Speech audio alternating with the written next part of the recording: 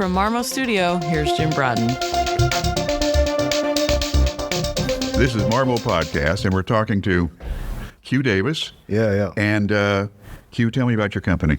Yeah, so my company's Primal Analytics, and we started back in 2018. Yeah. How did you happen to get started, and what do you do now?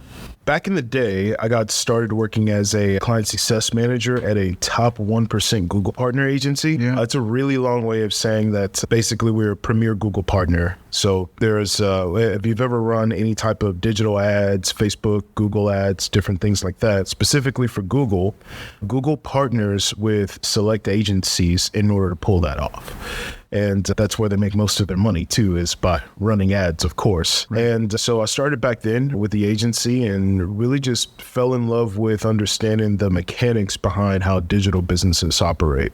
Were you an independent contractor, or did you have your company at that time? No, I was an employee at that time. You were a direct employee. Yeah. I dove headfirst into it, and I got the interview, and I was fresh out of college. That was the moment of, I got to start at the top. So I was going to say, so what degree did you come out of school with?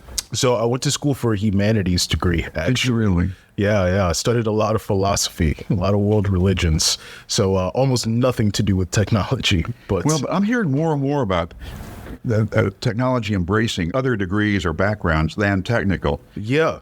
I think it's more important that technology itself changes. The mechanics of how we get things done change pretty fast, but why we get things done doesn't change that much over time. So I think it's all tied to similar desires based on humanity's needs. I think as Saul said it, there's nothing new under the sun, right? We got cars, but before that we had horses. They both served the same purpose. They were just a different mechanic to getting to that goal. Right. So a little bit different outcome from two, but same thing. Exactly. Same goal. This is what you do is so ethereal. We're going to have to get into the weeds just a little bit so you can maybe bring some of our listeners. Okay. Exactly what you do, okay? Sure. And we're going to try to do that in 10 minutes with maybe some micro podcasts to follow, okay? First of all, your name of your company is Primal Analytics. Name came from? That's a great question. At this point, I think I was searching for a name that, me being the more philosophically inclined at the time, I wanted a name that didn't just stream tech company, but was like, hey, this guy might actually know something outside of how to use a computer. Right. And if you look at the etymology of prime or primal, it's a little bit of that more natural sense, right? So there's certain things that are instinctual, and really we're just trying to use technology to recreate what we already do. And I wanted to look at what are the essential things that you need in your business. So that's another aspect of the word. Something that's primal is essential. Usually you also think prime numbers, different things like that. And so I want a little bit of a humanistic approach to how we actually deal with solving these tough business questions. That's a very good analysis and overlooked so many times. Yeah. Numbers don't tell the whole story. They rarely do. Embracing a technology doesn't tell the whole story. So let's just walk down a typical scenario of your business now. Number one, how many people in your business? Is solo? So no, we do run a pretty small team though. So at any given time, we have 3 to 5. Okay. Yeah. In and out as necessary then? Actually, pretty consistently, I'd say me and 2 of my business partners. And then other than that, we have a few contractors for work here and there. Yeah. So you've been able to maintain a pretty stable employment scenario for yourself. Yeah. That's not bad. There are a lot of businesses that don't know how to run ads. So. I know. Okay. Back to my question I asked before I sidetrack myself. Give me a typical scenario without disclosing anything that you're not supposed to that you would tackle. Somebody would come to you and they would say what? So for many years, we focused pretty much exclusively on running like Google ads. Somebody says, hey, I got a great product, I got a great service, and we're really good at doing that. We're not really good at this whole Google thing, right? Yeah. I know that when somebody looks for what I do, I want to show up. I just don't know how to get that done. And I've been to some other people, maybe it's worked out, maybe it hadn't, or it hasn't at that point in time. And they just say, hey, I need attention on what I'm doing. I'm good at what I'm doing. I'm not great at getting the most attention for what I'm doing. And so we start at that fundamental challenge for businesses. Doesn't matter how great you are at what you're doing if nobody else knows, or if a tree falls in the woods and nobody's around to hear it. So that's the typical problem, which is we've got something that we want other people to know about. We know that we're in an attention economy for the most part, and we just want somebody who's an expert at being able to deal with the algorithms and help make Google love you, if you will. The algorithms are a moving target, aren't they? They are. They are. How do you stay up with that? I think part of it's just the nature of being in tech. A lot of the times you're expected to be on the cutting edge at the very least, the bleeding edge at the best, right? And Google's pretty good about updating. They don't always tell you what's going on, but you get an understanding of the systems over time. So they're not too crazy. If there's a major update that comes out, you're going to know about it.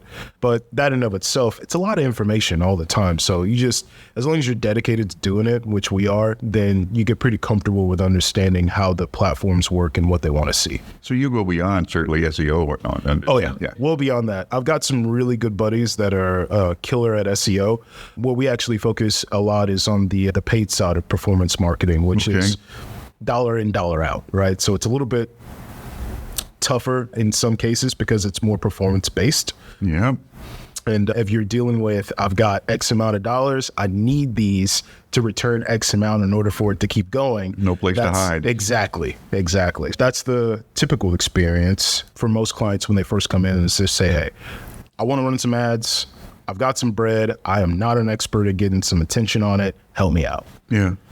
They set the budget. Do you set the budget? It's a little bit of give and take. It just depends on what you're trying to accomplish. And then from there, we'll advise on the budget. And then ultimately we work with what you have. Google makes all of their money off of charging for getting that attention. So I understand. It's more so up to Google. If you know how much it costs you to acquire a customer currently, though, that gives us a pretty good idea of what you need. Yeah, and what your anticipation is. Mm-hmm. What would be a good investment for you then? Exactly. Can you give me an example, without going too far into what you do proprietor-wise? Sure.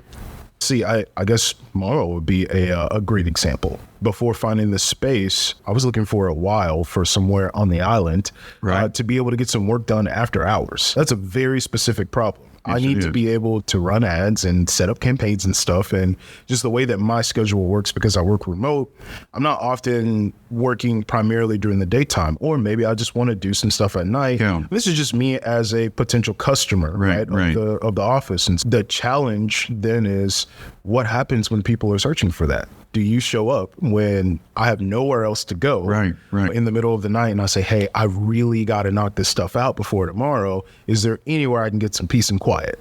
And I think that's a real human problem. And I think it's just what we do is we put businesses right at the forefront of that solution when someone's looking for it. So for me, what that would look like, say in this particular case, is if I Googled study workspaces or co-working spaces, and then this pops up, now that just saved me the search, right? Because I'm not really looking for an office per se at that point. I'm just looking for a space to accomplish a goal. And what we do is we just meet people where they are.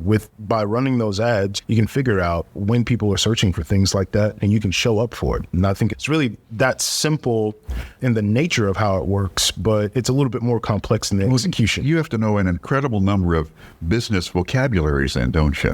Yes. Just to know what people might be looking for. Yeah, and that's where having a non-technical background comes in handy. Is I'm actually looking at the behavior of what people are doing more so than I'm looking at the face value of the offer. So for me, I care a lot more about having a place to work than I do about any particular space. I just didn't want to go work at an IHOP in the middle of the night to get some stuff done. No, I got it. Yeah. So if I Google search and the only thing that's open up late at night for me to be able to get it done is an IHOP, I know. Yeah, being able to understand the context around what matters to a business and then how that actually solves a problem for a customer across different industries, you understand it a little bit more over time, but that's definitely, it can be a challenge, but you also learn a lot about different business models as well that way. You've been doing this for a good while then. Yeah. From 2017? Yes, sir. It's been a while. So you're a keeper. at this point, I think, there's not much that I'd rather be doing. I transitioned more so from working with a bunch of clients and more of the agency side of things to getting more so into the business acquisition side of things too. Is if you can find older businesses that basically need a software update, if you will, right? Some help running the ads, sure, but then also on the more technical side, what we've transitioned to focusing on is some of the automations and different things that, much like when the internet first came out and there were businesses who were like, hey, what do we do with the internet? Are people who didn't want to use it.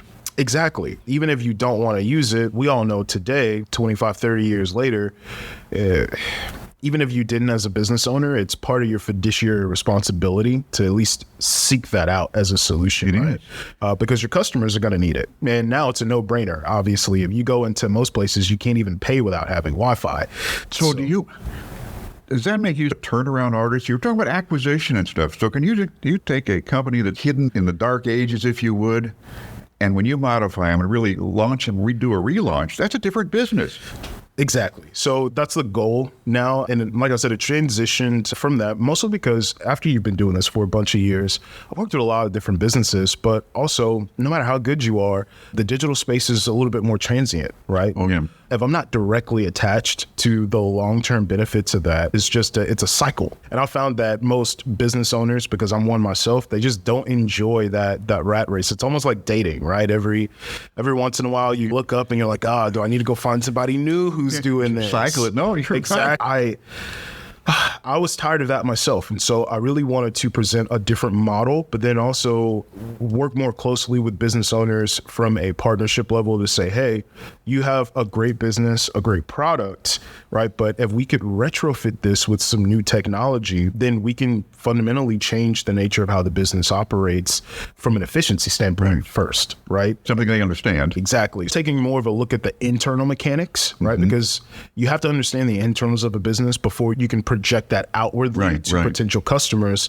And after doing that for a while, we think that there's a lot more opportunity to go out and find those diamonds in the rough, much of the car garage shows, right? Yeah. We're looking for kind of the barn businesses. find, yes. Yeah, barn find businesses, if you will, of, hey, these things have got some great bones. They're not that sexy on the front end. Yeah. But if you could understand how to translate that to the average customer today, you're sitting on a diamond in the rough. Does that mean that you can come in and achieve an equity position right away, or are people open to that? Yeah, so that's the goal with certain types of businesses, and we have some partnerships where it's more so of a rev share model. So we like to do that instead of always taking equity. But if it's a really special find, of course. Yeah, sure.